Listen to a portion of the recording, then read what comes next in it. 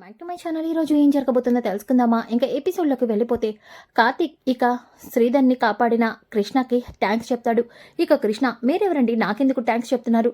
నేను మిమ్మల్ని చూసుకోకుండా డాష్ ఇచ్చాను అని వెనకాలనే, నేను థ్యాంక్స్ చెప్పేది మీరు నాకు డాష్ ఇచ్చినందుకు కాదు, మీరు మా మాస్టర్ని సమయానికి హాస్పిటల్లో జాయిన్ చేయించారు, దానికి మీకు నేను థ్యాంక్స్ చెప్తున్నాను అని వెనగాలనే. అయితే నేను ఇందాక తీసుకొచ్చిన వాళ్ళ అబ్బాయి మీరేనా? అవును నేనే, తన కొడుకు కార్తీక్ని. చాలా థ్యాంక్స్, సమయానికి మీరు మా నాన్నని హాస్పిటల్కి తీసుకొచ్చారు కాబట్టి సరిపోయింది, లేకపోతే చూడండి బ్రో, నేనేమీ పెద్ద హెల్ప్ ఏమీ చేయలేదు, నాకు చేతనంత సహాయం చేశాను అంతే, దానికి మీరు నన్ను పొగిడి గొప్పవాళ్ళుగా మాట్లాడద్దు అని అనగానే, మీలాంటి వాళ్ళు చాలా తక్కువగా ఉంటారు. అవును, అంతమంది అక్కడ ఉన్నా మీరు మాత్రమే మా మాస్టర్ని హాస్పిటల్లో జాయిన్ చేయించారు, అక్కడే తెలుస్తుంది నీ క్యారెక్టర్ ఎంత జెన్యునో అని వెనకాలనే. ఇక ఇప్పుడు ఎలా ఉంది మీ ఫాదర్కి? అంతా ఓకే కదా? మెడిసిన్స్ తీసుకురమ్మన్నారు, అందుకే వచ్చాను. లేదు పర్లేదన్నారు, డాక్టర్ నాతో మాట్లాడాలని చెప్పారు, రండి చూద్దాం అని చెప్పేసి కృష్ణని తీసుకొని ఇక కార్తీక్ శ్రీధర్ దగ్గరికి వెళ్తాడు. ఇక శ్రీధర్ని కృష్ణని చూసి, ఒరే కార్తీక్, నన్ను కాపాడి హాస్పిటల్కి సమయానికి తీసుకొచ్చింది ఇతనే అని వెనకాలనే. అవును, ఇప్పుడే తెలిసింది సార్, మీకు ఎలా ఉంది సార్? ఇప్పుడు మీరు బాగానే ఉన్నారు కదా అని వెనకాలనే. నేను బాగానే ఉన్నాను, ఇప్పుడు నాకు బాగానే ఉంది అని అనగానే. ఇక కార్తీక్, అవును మీరు అదే రోడ్లో ఏదో, యాక్చువల్లీ నేను ఒక ఇంపార్టెంట్ వర్క్ మీద బయలుదేరాను, ఇంతలో ఈయన్ని చూసి నాకు అది ఇంపార్టెంట్గా అనిపించలేదు, అందుకే ఆయన్ని హాస్పిటల్కి తీసుకెళ్లాను అని అనగానే. ఇక కార్తీక్, ఇంపార్టెంట్ వర్క్ అంటే ఏంటి, దేనికోసం అని అనగానే, నేను ఒక కంపెనీకి ఇంటర్వ్యూకి వెళ్తున్నాను, ఆ కంపెనీలో జాబ్ రావడం నాకు చాలా ఇంపార్టెంట్, అందుకని అని వెనకాలనే. ఇక కార్తీక్ వెంటనే తన బయోడేటాని చూస్తాడు. ఇక ఆ బయోడేటాని చూసిన శ్రీధర్ కూడా, చూడు నువ్వు నా ప్రాణాన్ని కాపాడావు, సమయానికి నువ్వు నన్ను హాస్పిటల్ జాయిన్ చేయించకపోతే నా పరిస్థితి ఎలా ఉండేదో ఊహించుకుంటేనే భయంగా ఉంది, అందుకే నువ్వు ఎలా అయితే కంపెనీకి నీ రెజ్యూమ్ పంపించి ఇంటర్వ్యూకి అటెండ్ కావాలనుకుంటున్నావో, నా కంపెనీలో అదే ఇంటర్వ్యూ నీకు ఇస్తాను, నీ ఇంటర్వ్యూలో నువ్వు నీ టాలెంట్తో జాబ్ని కొట్టే అని వెనకాలనే. ఇక కృష్ణ, ఏంటి సార్ మీరు అంటుంది?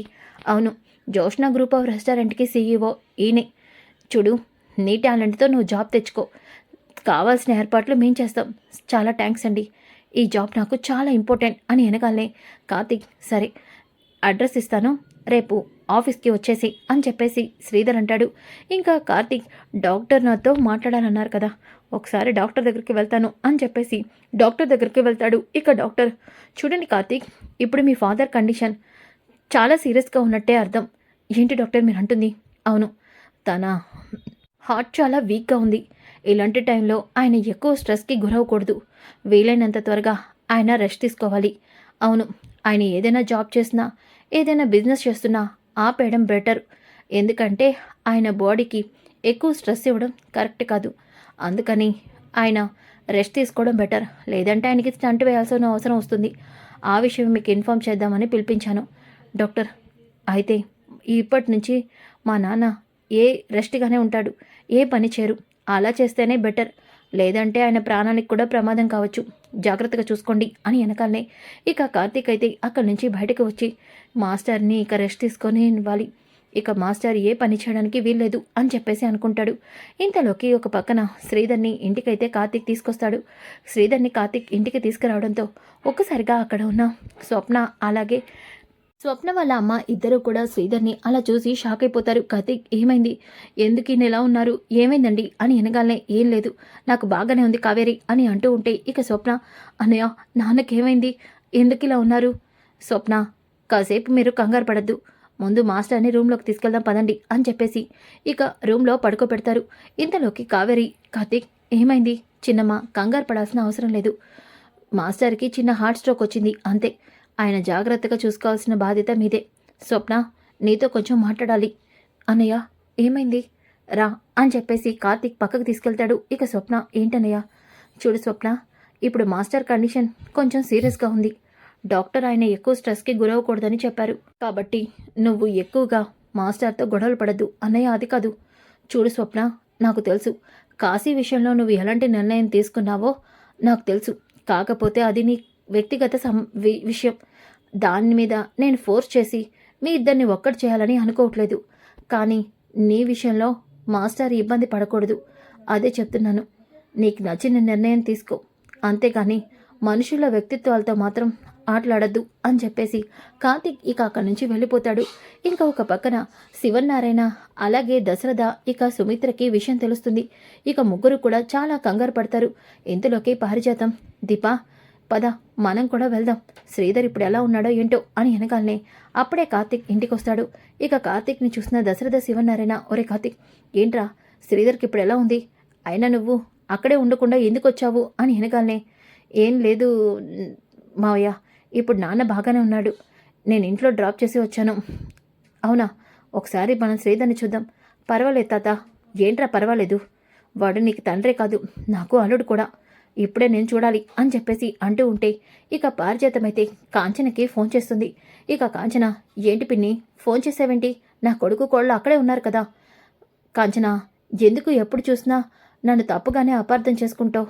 నీతో ఒక ముఖ్యమైన విషయం చెప్పడానికి ఫోన్ చేశాను. ఏంటి పిన్ని? అది నీకెలా చెప్పాలో అర్థం కావట్లేదు. శ్రీధర్కి హార్ట్ స్ట్రోక్ వచ్చిందంట. పిన్ని, ఏం మాట్లాడుతున్నావు నువ్వు?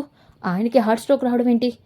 కాంచన, ఈ మాట వింటే నువ్వు తట్టుకోలేవని నాకు తెలుసు, కానీ నీకు విషయం తెలియాలని ఫోన్ చేస్తున్నా. ఇదిగో మేమందరం ఇప్పుడు కావేరి ఇంటికే వెళ్తున్నాం, నువ్వు కూడా అక్కడికి వస్తావని ఫోన్ చేశాను అని చెప్పేసి పారిజాతం కాల్ కట్ చేస్తుంది. ఇక అందరూ అయితే శ్రీధర్ ఇంటికి బయలుదేరతారు. ఇక కాంచన అయితే అక్క అక్క అని వెనకాలనే అనసూయ, ఏమైంది చెల్లమ్మా? అక్క, ఆయనకి హార్ట్ స్ట్రోక్ వచ్చిందంట, వెంటనే నేను ఆయన్ని చూడాలి, పదక్క వెళ్దాం అని చెప్పేసి కాంచన అలాగే అనసూయ ఇద్దరు కూడా కావేరి ఇంటికి అయితే బయలుదేరతారు. ఇక అందరూ కూడా శ్రీధర్ దగ్గరికి వస్తారు. రాగానే శ్రీధర్ని చూసిన దశరథ శివనారాయణ సుమిత్ర, ఇప్పుడు ఎలా ఉంది మావయ్య, ఇప్పుడు ఎలా ఉంది అని అందరూ కూడా పలకరిస్తూ ఉంటే, నాకు బాగానే ఉంది మావయ్య గారు, అయినా మీరెందుకు ఇక్కడికి వచ్చారు అని అంటూ ఉంటాడు.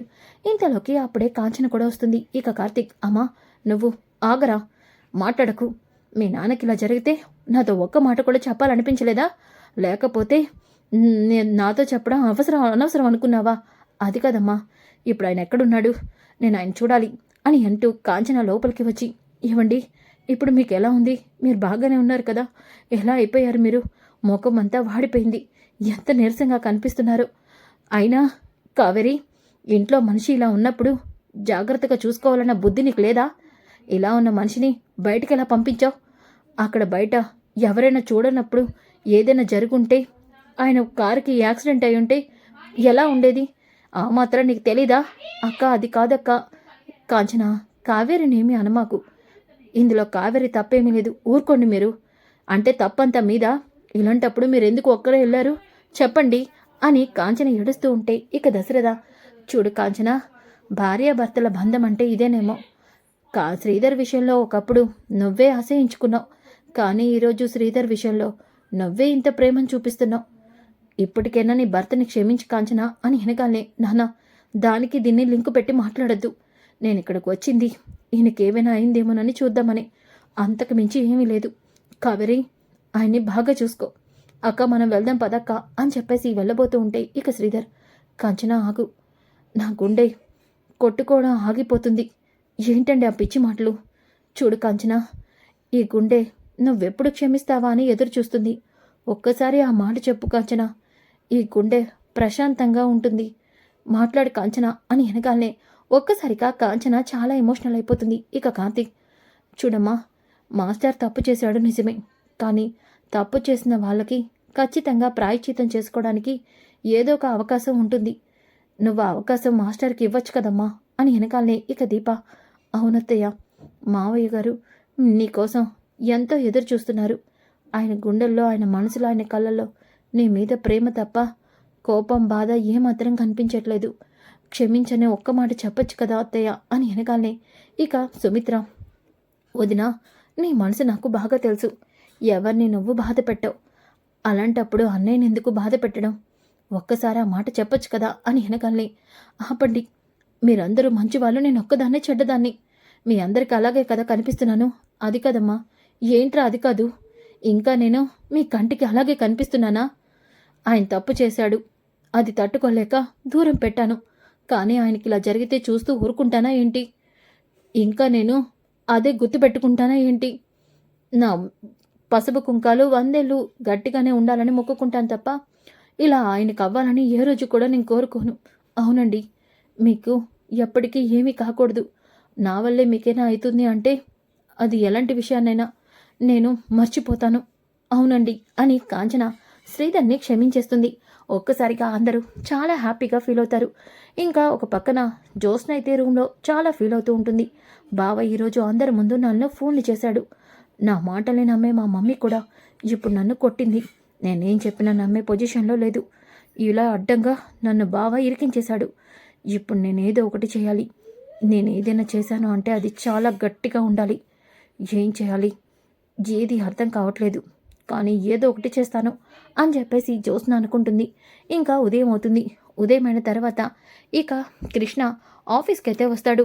ఇంతలోకి శివనారాయణ దశరథ కూడా రెస్టారెంట్ దగ్గరికి వస్తారు. ఇంతలోకి కృష్ణ ఇక అక్కడే ఉన్న మెనూని చూసి ఇక మెనూలో ఉన్న మిస్టేక్స్ని చూసి వెంటనే మిస్టేక్స్ని కరెక్షన్ చేస్తూ ఉంటే శివనారాయణ దశరథ అలా చూస్తూ ఉంటారు. ఇంతలోకి అప్పుడే అక్కడికి కొంతమంది రెస్టారెంట్కి వస్తారు. ఇక వాళ్ళు రెస్టారెంట్లోని ఫుడ్ బాగాలేదని మాట్లాడుకుంటూ ఉంటే ఇక కృష్ణ అక్కడికి వెళ్ళి, చూడండి సార్, ఎవరో చెప్పారని అలా నెగిటివ్ రేటింగ్స్ చూసి ఒక హోటల్ రెస్టారెంట్ని క్యాల్కులేట్ చేయడం కరెక్ట్ కాదు. ఒక్కసారి మీరు ఫుడ్ చేయండి. ఒకవేళ మీకు నచ్చకపోతే ఖచ్చితంగా మీరు నెగిటివ్ రేటింగ్ ఇవ్వండి. ఇక హోటల్ కూడా రావద్దు. అంతే తప్ప మిగతా వాళ్ళ మాటల్ని నమ్మద్దు. చాలా బాగా చెప్పావు అబ్బాయి, అలాగే చేస్తాం అని అనగానే దశరథ, నాన్న చాలా ఇంట్రెస్టింగ్గా ఉంది కదా, ఇంకా అతను ఇంటర్వ్యూకే వచ్చాడు, సెలెక్ట్ కూడా కాలేదు, అప్పుడే మన రెస్టారెంట్ మీద ఇంత బాధ్యత తీసుకుంటున్నాడు. అవును దశరథ, నాకు కూడా అతను చూస్తుంటే ఇంట్రెస్ట్గానే అనిపిస్తుంది అని అనగానే ఇక కార్తీక్ కూడా అక్కడికి వస్తాడు. ఇక శివనారాయణ దశరథ, తాత ఏంటి అలా చూస్తున్నారు, అతను చాలా ఇంట్రెస్టింగ్గా ఉన్నాడురా. అప్పుడే రెస్టారెంట్లో జాబ్ రాకముందే మన రెస్టారెంట్ మీద బాధ్యత తీసుకుంటున్నాడు. తాత, నిన్న మాస్టర్ని కాపాడింది కూడా వాడే, అతనే. ఏంట్రా నువ్వంటుంది? అవును తాత, తనకి ఎంతో ఇంపార్టెంట్ అయినా తన లైఫ్ గోల్ అయినా ఇంటర్వ్యూని కూడా కాదని ఆగిపోయి మరీ మాస్టర్ని కాపాడాడు. He's very genuine person. అలాగే తన క్వాలిఫికేషన్ కూడా సీఈతో ఈక్వల్గా ఉంది అని అనగానే ఇక శివనారాయణ, అయితే ఇక మనం డెసిషన్ తీసుకోవాల్సిందే అన్నమాట అని అనగానే ఇక దశరథ, అవును నాన్న అని అంటాడు. కార్తీక్ ముగ్గురు కూడా రూమ్లోకి వెళ్తారు. ఇక కార్తీక్, ఏంటి తాత డెసిషను? శ్రీధర్ ఇప్పుడు బిజినెస్ ఏమీ చూసుకోకూడదని డాక్టర్ చెప్పాడన్నావు కదా, కాబట్టి మనకి మంచి సీఈఓ కావాలి. అదేదో తననే సీఈఓగా చేస్తే ఎలా ఉంటుంది? కరెక్ట్గా చెప్పావు తాత. అవును, ఒక మనిషి ప్రాణానికి ఇంపార్టెన్స్ ఇచ్చిన అతను ఖచ్చితంగా రెస్టారెంట్ కోసం తన ప్రాణాలను కూడా పణంగా పెడతాడు. అలాంటి వాడే మనకి సీఈఓగా కరెక్ట్. అవును, అందుకే తనని సీఈఓగా అపాయింట్ చేద్దాం అనుకుంటున్నాను అని వెనకాలనే దశరథ అలాగే శివనారాయణ ఇక కృష్ణని లోపలికి పిలుస్తారు. కృష్ణని ఇంటర్వ్యూ చేస్తారు. కృష్ణ ప్రతి మాటలో కూడా చాలా కరెక్ట్గా చెప్తాడు. ఇక అతనికి కాంగ్రెస్ చెప్పి, రేపు నీ డిజిగ్నేషన్ గురించి మేము చెప్తాము, రేపు నువ్వు వచ్చి జాయిన్ అవ్వచ్చు అని వెనకాలనే చాలా థ్యాంక్స్ సార్ అంటూ కృష్ణ ఇక కార్తీక్కి థ్యాంక్స్ చెప్పి వెళ్ళిపోతాడు. ఇంకా దశరథ, నాన్న, ఇతన్ని చూస్తుంటే నాకు చాలా మంచివాళ్ళ కనిపిస్తున్నాడు. మన జోష్నకి ఇతనితో సంబంధం కుదుర్చుకుంటే బాగుంటుందేమో. కరెక్ట్గా చెప్పావు మావయ్య, జోష్నకి తగ్గ ఈడు జోడు, హైటు వెయిటు పర్ఫెక్ట్ అని వెనకాలనే శివనారాయణ కూడా అవునని అంటాడు. కానీ జోష్నని అడిగి తెలుసుకోవాలి కదా అని చెప్పేసి అంటారు. ఇక ముగ్గురు కూడా ఇంటికైతే వస్తారు. ఇంతలోకి జ్యోత్స్న కిందకి వస్తుంది. ఇక భార్యతో, ఏంటే మొహం అలా పెట్టుకున్నావు? గ్రాని, నువ్వు నాతో మాట్లాడద్దు, నిన్ను చూస్తుంటే నాకు కొంపరంగా ఉంది. అవునే, అలాగే ఉంటుందిలే, నీ నిజాలు బయట పెట్టాను కదా అని అంటూ ఉంటే ఇక జ్యోత్స్న, గ్రాని ఆపవే, మీ మావయ్యకి ఒంట్లో బాగోకపోతే అందరం చూడ్డానికి వెళ్ళాం, నీకు రావడానికి ఏమైంది? ఎందుకు రావాలి? ఇప్పుడు ఆయనైనా నా సొంత మావయ్య ఏంటి? ఒసే పాపిష్దనా, నువ్వెంత స్వార్థపర్రాలో నాకు బాగా తెలుసులేవే అని చెప్పేసి అంటూ ఉంటుంది. అంతలోకి శివనారాయణ అలాగే దశరథ ఇక కార్తీక్ ఇంటికి వస్తారు. ఇక సుమిత్ర, మావయ్య గారు, ఇప్పుడు రెస్టారెంట్ సీఈఓకి కొత్త వాళ్ళని తీసుకోవాలనుకుంటున్నారంట కదా. అవును, శ్రీధర్ బావకి బాలేదు కదా సుమిత్ర అని వెనకాలనే ఇక జ్యోత్స్న, తాత, అయితే రెస్టారెంట్ బాధ్యతను నేను తీసుకుంటా, నన్ను సీఈఓగా ఒప్పుకోండి తాత అని వెనకాలనే ఇక దశరథ, జ్యోత్స్న, అవును డాడీ, ఈసారి నేనేంటో ప్రూవ్ చేసుకుంటాను, నా మాటని నమ్మండి డాడీ, ప్రామిస్గా చెప్తున్నాను. మమ్మీ ప్లీజ్ మమ్మీ, ఈసారి నాకు రెస్టారెంట్ సీఈఓ బాధ్యతను అప్పగించమని డాడీకి చెప్పు. ఈసారి నా వల్ల ఏ మిస్టేక్ జరగదు అని వెనకాలనే ఇక కార్తీక్, మిస్టేక్ జరగదా?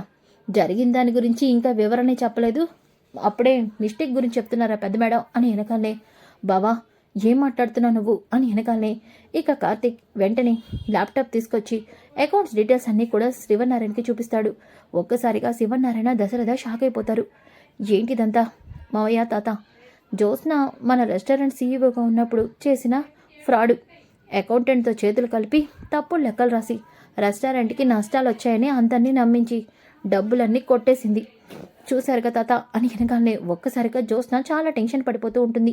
ఇక సుమిత్ర, ఏంటి ఇదంతా మమ్మీ అది అని వెనగాలనే, జ్యోత్స్న ఇంత డబ్బు ఫ్రాడ్ చేసి ఏం చేసావు?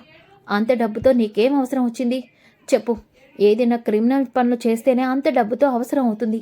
నువ్వు అలాంటి క్రిమినల్ పనులు ఏం చేసావు అని వెనకాలనే ఒక్కసారిగా జ్యోత్స్న దీప మీద అటాక్, అలాగే దశరథని షూట్ చేయించడం, ఇంకా దాసుని కిడ్నాప్ చేయించడం, ఇలాంటివన్నీ కూడా గుర్తు తెచ్చుకొని నేను చేసిన క్రైమ్ గురించి చెప్తే మీరందరూ నన్ను అసహించుకుంటారు అని జ్యోత్స్న కంగారు పడుతూ ఉంటే ఇక కార్తీక్, ఏంటి పెద్ద మేడం మాట్లాడరేంటి, మీరే చెప్తారా లేదంటే నన్నే చెప్పంటారా అని వెనకాలని, బావేంటి ఈరోజు కూడా నన్ను అందరి ముందు ఇరికించేలా ఉన్నాడు అని, మమ్మీ అది అది అంటూ ఉంటే, చూడవే సీఈఓ గురించి అడిగే అర్హత నీకు లేదు, నోరు మూసుకొని ఉండు అని అనగానే శివనారాయణ, జ్యోత్స్న నిన్ను సీఈఓగా అపాయింట్ చేయాలన్న ఆలోచన మాకు ఏమాత్రం లేదు, కానీ నువ్వు పెళ్లి చేసుకునే అతను మాత్రం మన రెస్టారెంట్ సీఈఓనే.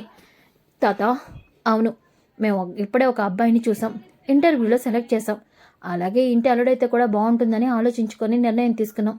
అతని రెస్టారెంట్ సీఈఓగా చేస్తాం, అలాగే అతనితోనే నీ పెళ్లి చేయాలనుకుంటున్నాం అని వెనకాలనే, తాత మీకు నచ్చితే సీఈఓ చేసుకోండి, కానీ నాతో పెళ్ళేంటి, నోరు ముయ్యవే, ఇంకా నువ్వు పెళ్లి గురించి మాట్లాడే అర్హత నీకు లేదు, మేమేం చెప్తే నువ్వు అదే వినాలి.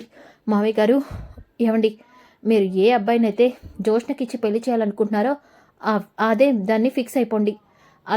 చాలా కరెక్ట్ చెప్పావు, ఇక జ్యోత్స్న పెళ్లి 4 రోజులు అయిపోవడం గ్యారంటీ అని కార్తీక్ అంటాడు.